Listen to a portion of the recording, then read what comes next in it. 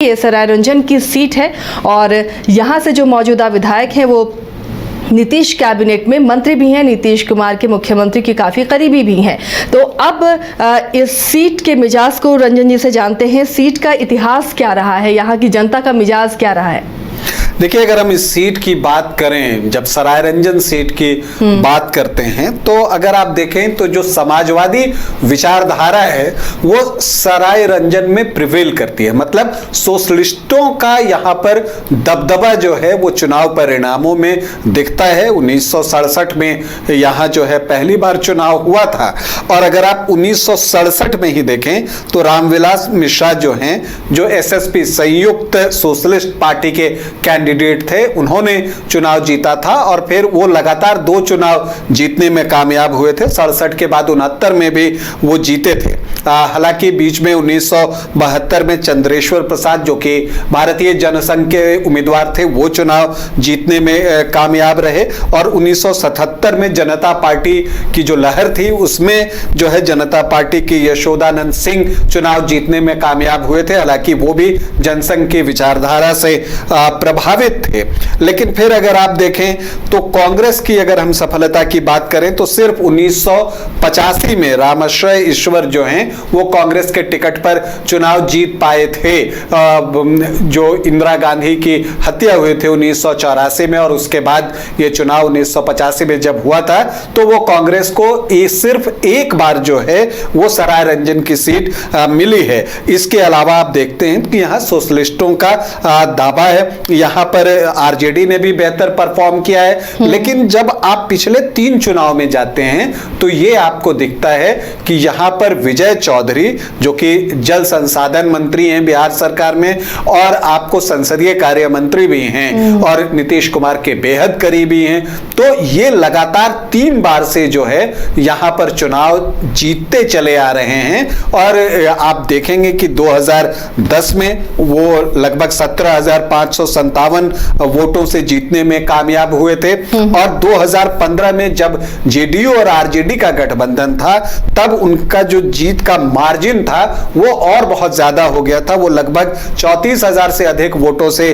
जीते थे। तब बीजेपी के रंजीत निर्गुणी उनके खिलाफ चुनाव लड़ रहे थे।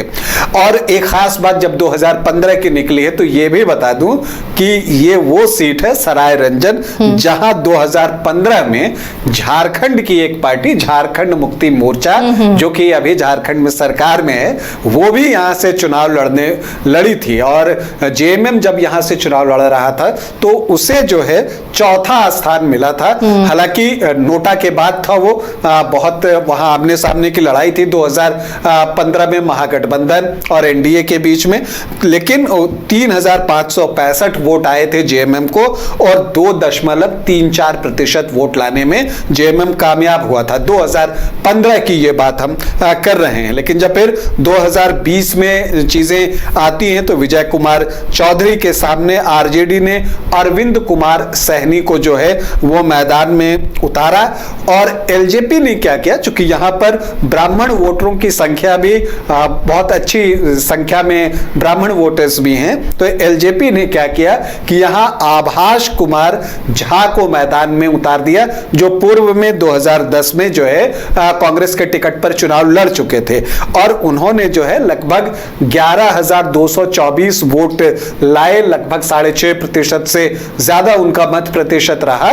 तो उसका जो असर है वो चुनाव परिणाम में दिखा।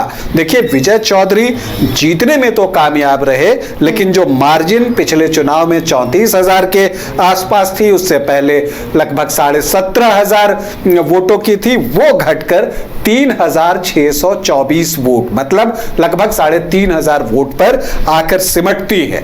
तो ये चीजें बता रही हैं कि अब चूंकि इस बार एलजेपी जेडीयू के साथ में होगा, बीजेपी साथ में होगा, तो जो एलजेपी को वोट ट्रांसफर हुए थे क्या वो वोट जेडीयू की तरफ शिफ्ट होते हैं, इस पर बहुत कुछ निर्भर जो है वो करने वाला है। क्योंकि यहाँ पर अगर आप एससी वोटर्स की संख्या देखें तो यहाँ पासवान वोटर्स की संख्या बहुत अच्छी है, और जो अब आप एससी वोटर्स को देखते हैं तो लगभग 19% से ज्यादा हैं, तो एक बड़ा हिस्सा जो है वो यहाँ पर दिखता है। तो एलजेपी जब जुड़ता है इस एनडीए ब्लॉक के साथ तो उसका कितना लाभ जो है वो विजय चौधरी को मिलता है, ये तो खैर आने वाला वक्त बताएगा। लेकिन देखिए 3 बार यहाँ से जीते विजय चौधरी का जो बैकग्राउंड जब आप देखते हैं तो वो एक राजनीतिक परिवार से रहे हैं, उनके पिता भी पूर्व में विधायक रहे हैं और वो दल सिंह सराय से चुनाव लड़ते रहे थे उनके पिता। फिर बाद में जो है पहले विजय चौधरी जो है वो बैंक में नौकरी करते थे, पिता के निधन के बाद वो राजनीति में आए, 82 के आसपास जो है वो राजनीति में आए और फिर उन्होंने 3 चुनाव कांग्रेस के टिकट पर जीते, 82, 85 और 90 का चुनाव। हालांकि 95 और 2000 में वो चुनाव हार गए और फिर 2005 में वो जेडीयू में आते हैं।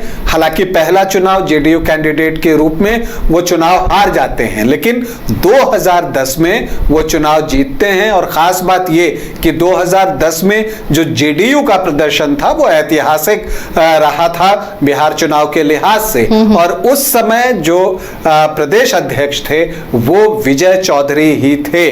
तो उस वक्त से वो नीतीश कुमार के करीबी रहे।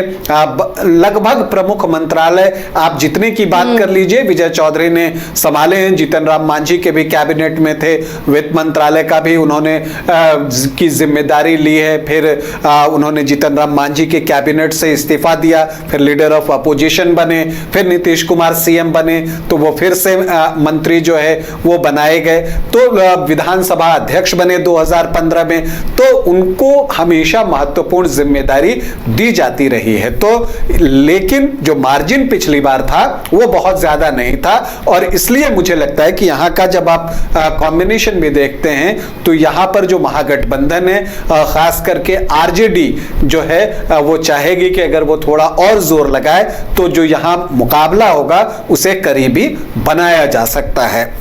चलिए, तो इस सीट का मिजाज भले ही विजय चौधरी लगातार जीतते रहे, लेकिन क्या एंटी इनकम्बेंसी जैसी कोई चीज़ यहाँ पर दिखती रही है? क्या इंडिया ब्लॉक यहाँ पर कास्ट फैक्टर को लेकर कुछ नया कर पाएगा, कुछ कमाल कर पाएगा?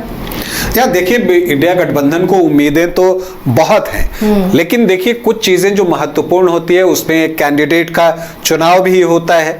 जब आप गठबंधन में चुनाव लड़ रहे होते हैं तो ये भी देखना होता है कि किसी भी जगह पर उस दल को टिकट मिले जो उस जगह को बेहतर तरीके से रिप्रेजेंट करता है, और इसे अगर मैं सीधे अंदाज में कहूं तो जो जातीय कॉम्बिनेशन को बेहतर तरीके से साध पा रहा हो, तो अगर उस दल को टिकट मिलता है तो वो ज्यादा बेहतर चुनौती पेश कर पाता है। तो सराय रंजन में भी यही स्थिति है। पिछली बार अरविंद कुमार सहनी चुनाव लड़े थे, अच्छा चुनाव लड़े थे, 69,042 वोट लेकर आए थे, 40% से ज्यादा वोट जो है उनको मिला था। और अगर आप देखें तो यहाँ यादव जो हैं वो बहुत अच्छी संख्या में हैं, और यादव अगर एक साथ यहाँ पर आपको दिखते हैं, और मुस्लिम तो जो MOI कॉम्बिनेशन की बात आरजेडी के साथ की जाती है तो देखें मुस्लिम भी 10.4% के आसपास यहाँ पर हैं। तो अगर जो कोर वोट है आरजेडी का उसे वो इंटैक्ट रखते हुए उसकी कोशिश होती है कि वो एससी वोटर्स में सेंधमारी कर सके, जो वोट एलजेपी लेकर निकला था पिछली बार। तो अब चूंकि कांग्रेस की तरफ से भी देखिए जो अध्यक्ष बनाए गए हैं राजेश कुमार, वो भी दलित समाज से हैं, तो उनका इंपैक्ट यहां पर कितना पड़ता है, क्या वो यहां पर दलित वोटरों में जो है एक अपील पैदा कर सकते हैं, या फिर चिराग पासवान का जादू चलता है, और अगर चिराग पासवान का जादू चलता है तो विजय चौधरी की स्थिति और मजबूत हो जाएगी। इसके अलावा अगर आप यहां पर देखें तो मल्लाह अच्छी संख्या में हैं, अगर आप देखें सामान्य जाति में तो ब्राह्मण अच्छी संख्या में हैं, हाँ कोयरी भी यहां पर अच्छी संख्या में हैं, और ये जो वोट है वो नीतीश कुमार का अपना वोट होता है जो विजय चौधरी को हमेशा ट्रांसफर होता रहा है जब से वो सराय रंजन से चुनाव लड़ रहे हैं। और वैश्य जाति का एक अपना प्रभाव है जो बीजेपी का ट्रेडिशनल वोटर माना जाता रहा है। तो अगर वैश्य जाति कोयरी जो कि आपको आते हैं कुशवाहा और ब्राह्मण जो सामान्य जातियां हैं और बाकी अगर जुड़ते हैं तब तो फिर एक फाइट जो है यहां पर विजय चौधरी के पक्ष में जाती दिख सकती है। लेकिन अगर आरजेडी यहां पर चुनाव लड़ता है, माई कॉम्बिनेशन के साथ चुनाव लड़ता है और अगर वो दलित वोटर्स में जो है वो सेंधमारी कर पाता है, वहां से अच्छी संख्या में वोट निकाल पाता है और अगर जो है वो कुछ जो कोर वोट है एनडीए का वहां पर सेंधमारी कर लेता है, तो चूंकि पिछली बार जो मार्जिन था वो 3,500 के आसपास का था, तो वहां पर सेंधमारी की जगह दिखाई देती है। अब यही देखना है कि आरजेडी वहां पर कितना पेनिट्रेट कर पाता है। चलिए, शुक्रिया रंजन जी इस तमाम जानकारी के लिए। तो बिहार विधानसभा की 243 सीटों में जिन 2 सीटों पर हमने चर्चा की है, काफ़ी अहम ये सीटें हैं। जदयू का ये सीटें गढ़ है, नालंदा और सरायरंजन। अब देखना है कि इंडिया ब्लॉक इस पर किस तरह मेहनत करता है या फिर जदयू का ये किला अभेद्य ही रह जाएगा।